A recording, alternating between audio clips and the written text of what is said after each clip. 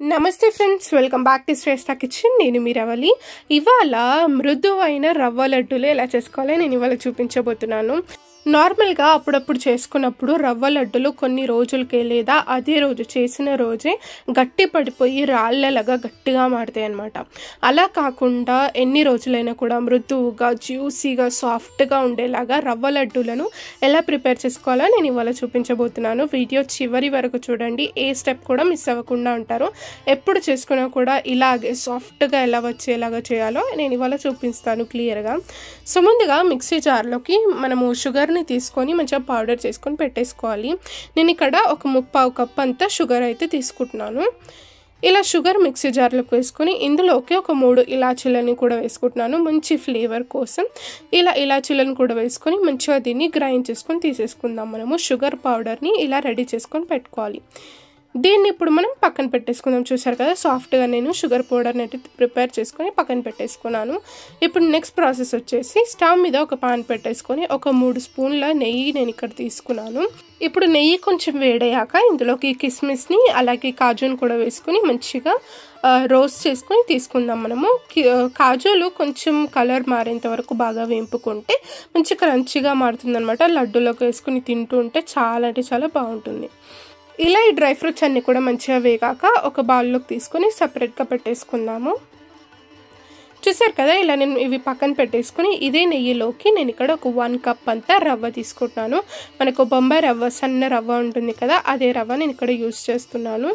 ఇలా రవ్వ వేసుకొని మంచిగా నెయ్యిలో బాగా వేపుకోవాలి. ఇలా వేపుకుంటే కనుక అందులోని ఆ పచ్చిదనం అంతా కూడా, రానెస్ అంతా కూడా పోయేసి మంచి అరోమా వస్తుంది అనమాట రవ్వలో నుండి. అంతవరకు బాగా వేపుకోవాలి. ఈ ప్రాసెస్ అయ్యేంత వరకు ఒక 5 నుంచి 6 నిమిషాలు అయితే పడుతుందండి. మంచిగా వేపుకోవాలి. సన్న ఫ్లేమ్లో పెట్టుకొని వేపుకుంటే మంచిగా వేగుతుంది. ఎక్కడ కూడా మాడనివ్వకుండా చక్కగా వేపుకోవాలి. చూసారు కదా, ఇలా బాగా వేపుకున్నాక ఇందులోకి ఒక 1/2 కప్ అంతా నేను ఇక్కడ ఎండు కొబ్బరి వేసుకుంటున్నాను అనమాట. ఎండు కొబ్బరిని ముక్కలుగా కట్ చేసుకొని మంచిగా మిక్సీలో వేసేసుకొని ఇలా పౌడర్ లాగా చేసుకొని ఇందులోకి వేసుకున్నాను.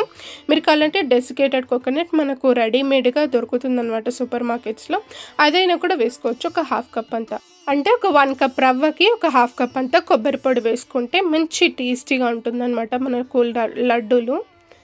ఇలా కొబ్బరి పొడి కూడా వేసుకున్నాక మంచిగా వీటన్నిటిని కూడా మంచిగా వేపుకోవాలి. చూసారు కదా, ఇలా బాగా వేపుకున్నాక నేను ఇక్కడ పచ్చిపాలు తీసుకుంటున్నాను. ఇవి చల్లగా ఉండొద్దు, వేడిగా ఉండొద్దు, నార్మల్ పచ్చిపాలు నేను ఇక్కడ తీసుకుంటున్నాను. అన్నీ ఒకటేసారి వేయకుండా ఇలా స్పూన్తోని కొన్ని వేసుకుంటూ ఇలా మనము ఉండలు లేకుండా చక్కగా వీటిని బాగా వేపుకుంటే రవ్వని, కొబ్బరి పొడిని మంచిగా రవ్వ అంతా కూడా కుక్ అయ్యి మంచిగా పొడిలాగా అవుతుందన్నమాట. చూసారు కదా, నేను ఇక్కడ కొన్ని వేసుకుంటున్నాను. ఇలా మధ్యలో కలుపుకుంటూ కొన్ని పాలను యాడ్ చేసుకుంటూ చక్కగా మనము రవ్వనైతే కుక్ చేసుకోవాల్సి ఉంటుంది. చూసారు కదా, ఇలా నేను ఇక్కడ స్పాచులతో మంచిగా మ్యాష్ చేసుకుంటూ ఉండలేమి కట్టకుండా చక్కగా కలుపుకుంటున్నాను. ఇక్కడ 3వసారి ఇంకొంచెం పాలు వేసుకుని చక్కగా దీన్ని కలిపేసుకుంటున్నాను. కొంచెం సేపటికే మనకు రవ్వ అంతా కుక్ అయిపోతుంది. ఎక్కడ కూడా పచ్చిగా ఉండకుండా చక్కగా మనకు రవ్వ అంతా కూడా ఉడికిపోతుంది అనమాట. చూసారు కదా, ఇలా పట్టుకొని చూస్తే మనకు ముద్దలాగా మారుతుంది అనమాట.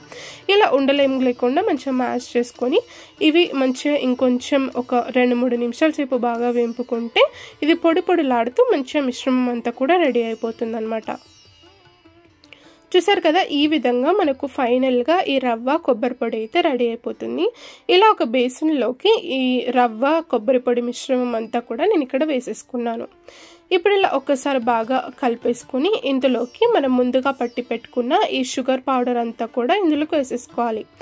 అలాగే మనం ముందుగా రోస్ట్ చేసి పెట్టుకున్న ఈ కాజు కిస్మిస్లను కూడా వేసేసుకొని ఈ షుగర్ పౌడర్ అంతా కూడా ఈ రవ్వ మిక్చర్లోకి బాగా కలిసిపోయేలాగా ఒకసారి చేయితోనే ఇలా మంచిగా కలిపేసుకుంటే సరిపోతుంది. ఇలా షుగర్ అంతా కూడా ఇందులో కలుపుకోవడం వల్ల షుగర్ కూడా కొంచెం మెల్ట్ అయిపోయి ఈ రవ్వ మిక్చర్లో అంతా కూడా చక్కగా కలిసిపోతుంది అనమాట. మనకు లడ్డూలు చుట్టుకోవడం కూడా ఎలాంటి ప్రాబ్లం అవ్వకుండా చక్కగా కలిసిపోతుంది అనమాట షుగర్ అంతా కూడా. చూసారు కదా, ఇక్కడ నాకు షుగర్ పౌడర్ అంతా కూడా చక్కగా మిక్స్ అయిపోయింది రవ్వ కొబ్బరి పొడి మిశ్రమంలోకి. ఇప్పుడు మనం లడ్డూలు చుట్టుకోవడమే బాకీ. ఎంత స్మూత్గా అసలు లడ్డూలు చుట్టుకోగలుగుతున్నాం చూసారు కదా. అసలు నెయ్యి ఆయిల్ ఏం కూడా పెట్టుకోకుండా ఇలా ఈజీగా మనకు మంచిగా లడ్డూలు అయితే ఫామ్ అయిపోతాయి. ఇలానే అన్ని లడ్డూలు కూడా ప్రిపేర్ చేసుకొని పెట్టేసుకోవడమే. చూసారు కదా, సింపుల్గా చాలా అంటే చాలా టేస్టీగా యమ్మీగా మనకు ఈ రవ్వ లడ్డూలు అయితే రెడీ అవుతుంది. పాకం చేసే పని లేకుండా, అసలు ఎక్కువ ఏం కూడా శ్రమ లేకుండా ఈజీగా ఈ విధంగా రవ్వ లడ్డూలు అయితే ట్రై చేసి పెట్టండి. అందరికీ కూడా సూపర్గా నచ్చుతుంది. అలాగే ఎన్ని రోజులైనా కూడా మృదువుగా సాఫ్ట్గా జ్యూసీగా రవ్వ లడ్డూలు అయితే ఉంటాయన్నమాట. అస్సలు గట్టి పడకుండా సూపర్ సాఫ్ట్గా ఉంటాయి. తప్పకుండా ఈ రెసిపీ ట్రై చేసి మీకు ఎలా కుదిరిందో నాతో కామెంట్ సెక్షన్లో షేర్ చేసుకోండి. వీడియోని ఇస్తే లైక్ చేయండి, షేర్ చేయండి, మన ఛానల్ని సబ్స్క్రైబ్ కూడా చేసుకొని పక్కనే ఉన్న బెల్ ఐకాన్ కూడా ప్రెస్ చేయడం వల్ల నేను పెట్టే ప్రతి ఒక్క వీడియో మీకు నోటిఫికేషన్ వస్తుంది. Thank you.